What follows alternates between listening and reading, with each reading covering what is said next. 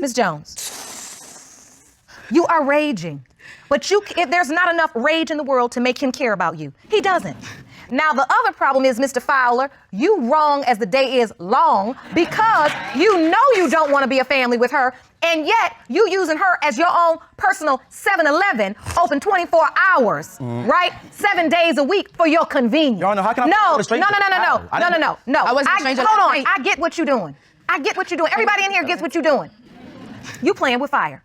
To be honest, Your Honor, I just need hope. I just need hope to leave him alone. Listen. And you know what? We're going to get you some help.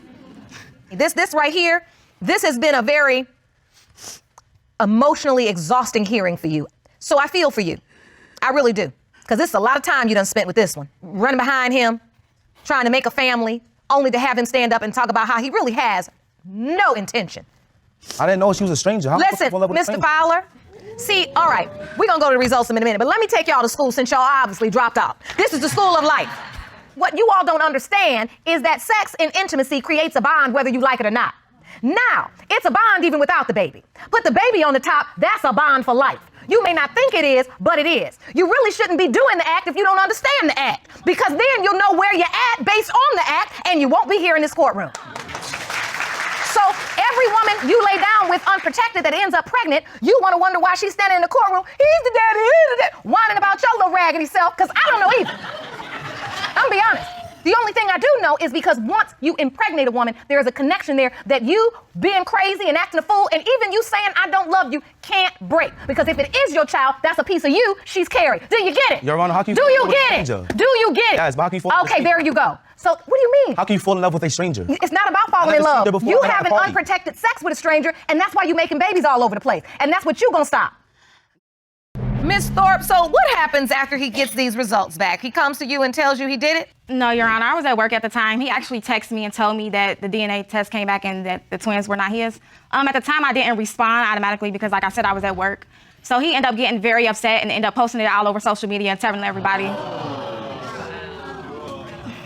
He posted all over social media and told everybody that the DNA test came back and that the kids were not his. Did you also post, Mr. Morris, that you didn't do the test properly? No.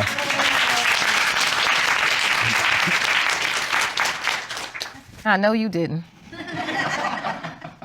right, so now you got it all over social media that these aren't my babies. I've done a DNA test and these aren't my babies, and you lying. That's basically what he's saying. Yes, Your Honor.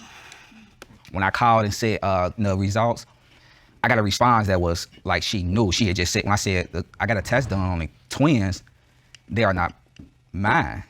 And her response was, oh. Oh! Your Honor, on my defense, I was at work at the time. I wasn't able to respond the way that I wanted to respond. When I got the O, you knew. Right. But that's no reason to put it on Facebook, though, Your Honor. No, that is no reason to put it. At the time, I was more so hurt than... You were being a drama king. Yeah. Yeah. Because that's dramatic. Because the truth is, that's not just about you or her, that's about the babies. You were both pregnant at the same time. Right. While this young woman was pregnant with your child, right. And you were still having sex with Miss James. Yeah, of course. That's what I said. Well, we all know that because they're, kind of close. So that's why I said, of course, because it's close. But what I'm saying is, let's get back on topic. She called me and told me that she was pregnant, right? I found out from someone else, and then we met and talked about it. That's when she said, she don't want nothing to do with it. Or she don't want me, in her baby's life because I wasn't the father. That's what she told me. That's a lie. Actually, we met. I was at work, and we had met, and sat down, and he was telling me how he's so sorry that he did it or whatever. He shouldn't have got her pregnant. This is the truth. And he was just telling me, like, he messed up, and he's like, I have a plan or something, I guess, to take, I don't know. Hold on 1 second. Right. Stop whispering things over to your girlfriend. Let's stay on topic. Yeah. Okay? Okay, let's be on topic. Let's be on topic. Right. Because, see, I know the plot of distraction. Right. Don't distract her from hearing the testimony that Miss James is going to tell about what you were talking about to her when she was already pregnant and the way you was lying back and forth so that you could keep having sex with 2 women and then get 2 women pregnant potentially at the same time. I'm trying to direct my questions to you. And I'm looking right at you and I'm listening. I want you to know I hear you and I see you and I value you. You matter. She do. Right. We got to start changing the words you hear. We got to start changing who we surround ourselves with.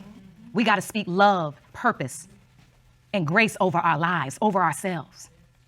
If you got to look in the mirror every morning and say, I am worth it, you have to tell yourself. You have to encourage yourself. Do you understand me? It's not easy. You're not the only woman out here in the fight, or man. Every day we wake up and we have to remind ourselves, you're worth it. I slept with this guy on Thursday. You still worth it. I slept with this guy on Friday. You still worth it. I lied to this guy on Sunday. You still worth it. I came up short over here. You still worth it. You're still worth it. You're still worth it. You hear me?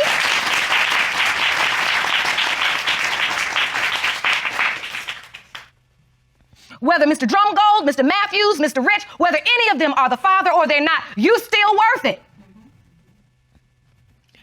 Time to break free. Okay?